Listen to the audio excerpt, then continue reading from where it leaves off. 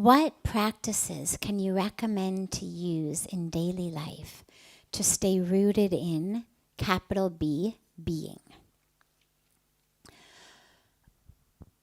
Well, similar to what we were just talking about. Being is just another way of describing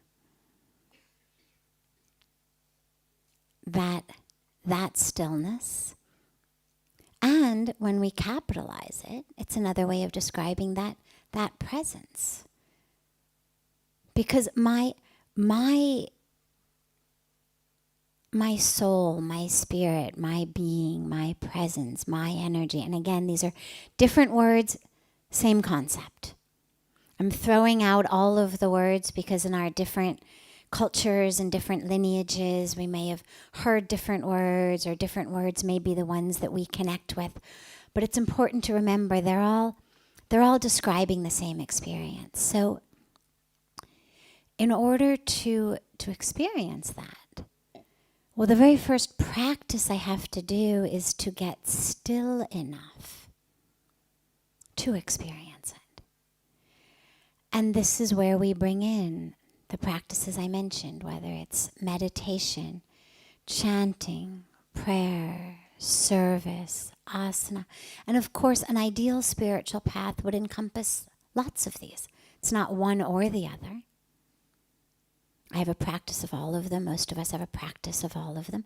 Maybe not necessarily all of them every single day, but ultimately a practice that includes all of the elements. They all give us another doorway in. Some days you find one doorway feels a little bit closed to get in. You push against that particular doorway for a while and you're not getting in the way that you'd like. Okay, you try a different one. There may be days you wake up and the meditation doesn't feel like it's happening properly, or the yoga asanas don't feel like it's happening properly, or the service doesn't feel like it's flowing properly. And you say, all right, how else can I get into this door today?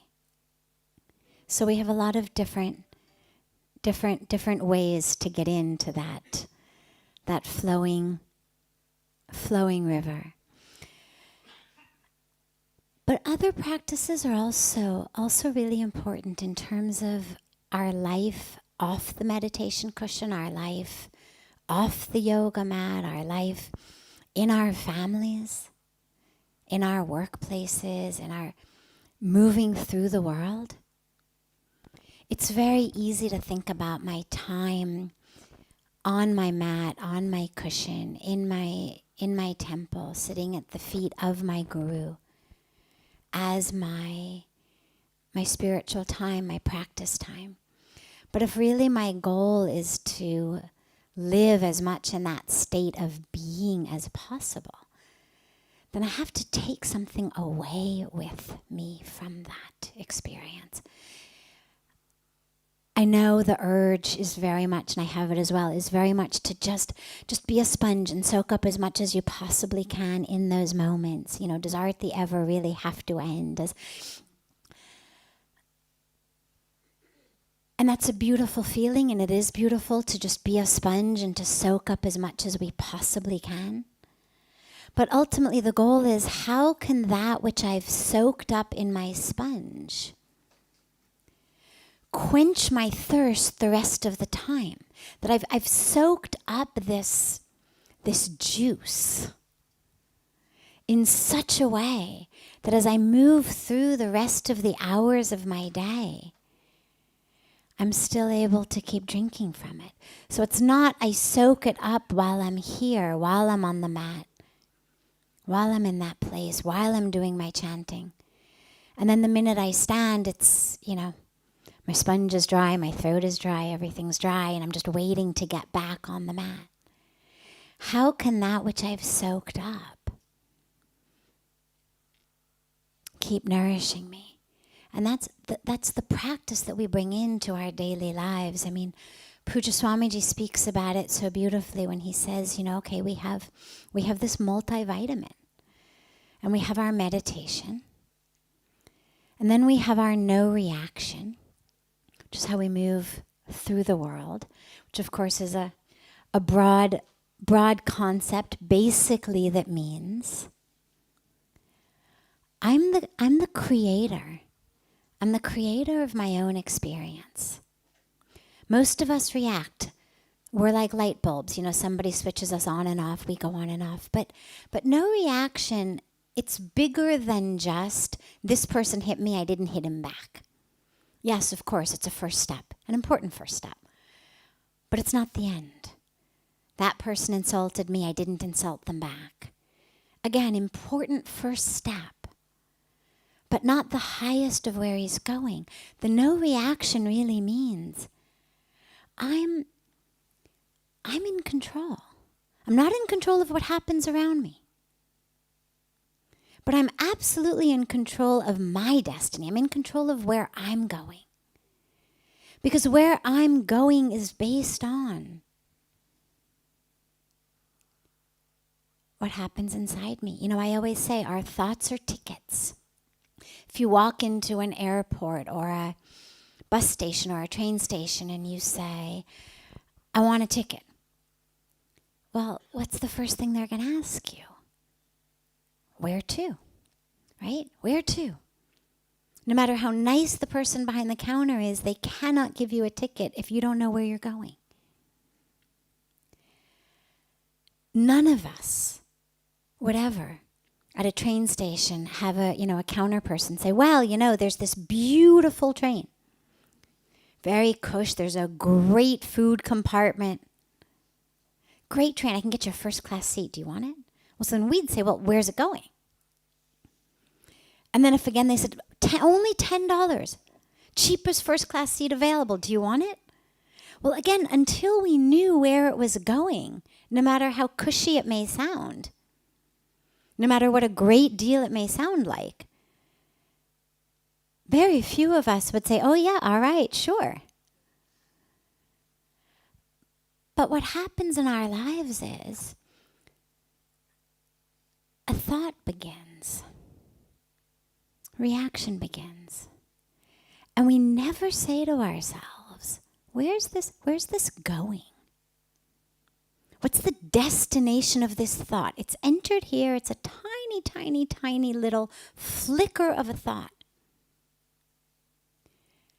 And we never look at it and say, where's this going? And then we sit on it, and we sit on it, and we sit on it, and we sit on it, and we sit on it.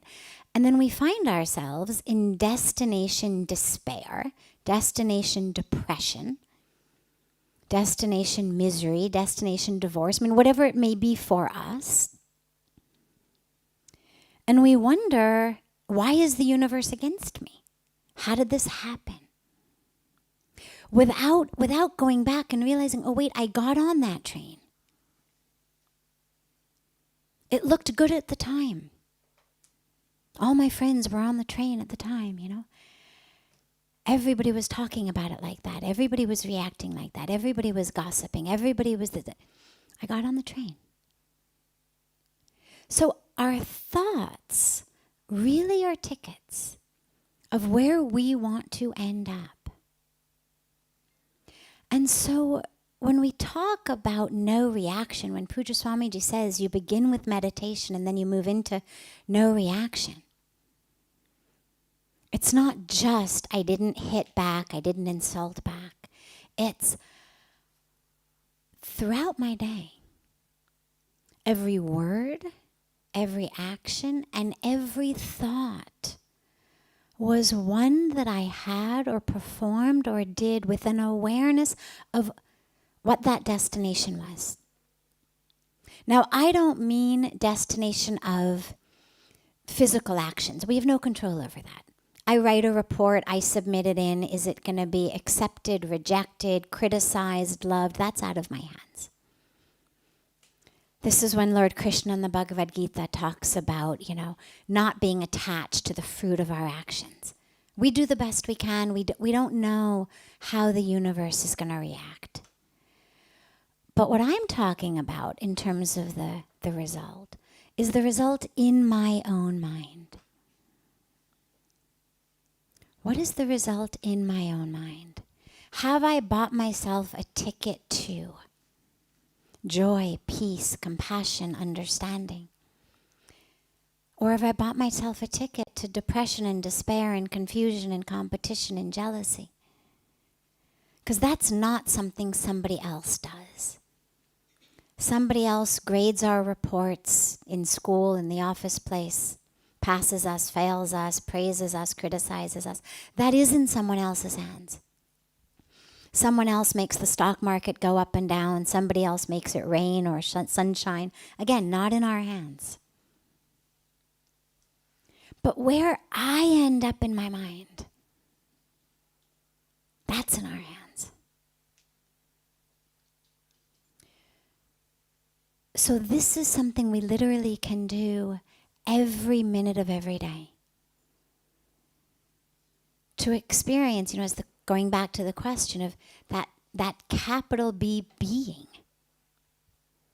Well, if I'm being done by the world, if literally you're flipping me and I'm going on and off, you say something that feels good, I'm on, I'm happy, I love what you said, I love you, I love myself, I love the moment. You say something that doesn't feel good, I hate you, I hate myself, I hate the moment. Well, I'm literally being done by the world. That's not the capital B being. The capital B being is that which happens when I'm able to literally connect with that beingness within myself, which isn't switched on or off or pulled or pushed or done by or done to anyone else. But it's a practice. And it begins with that which we do on the mat, on the cushion. And then it moves into our lives. And just lastly on this, it's important to realize, just like in meditation, you sit down, you've got a mantra, or you've got your breath, or you've got a meditation technique, and you do it for a while. And then you find, you've ended up at the neighbor's house in your mind, or you've ended up back in 4th grade in your mind, or you've ended up at your parents' house in your mind, or who knows where you've ended up. And you just bring it back. You don't take out a knife and kill yourself. You don't give up meditation. You just bring the mind back. And in the same way, you're going to lose it. You're going to have it, and then you're going to lose it. When you lose it, just bring it back. Because being, presence, stillness, this is always with you. It's always accessible. Just bring it back. Every minute or moment you spend berating yourself or judging yourself for why you lost it or analyzing why you lost it is yet another moment. You're not being. It's yet another moment you're not in the presence of presence. So when you lose it, just bring it back. Just keep bringing it back. And slowly, slowly, slowly, that'll become a place, a state that you live in more and more.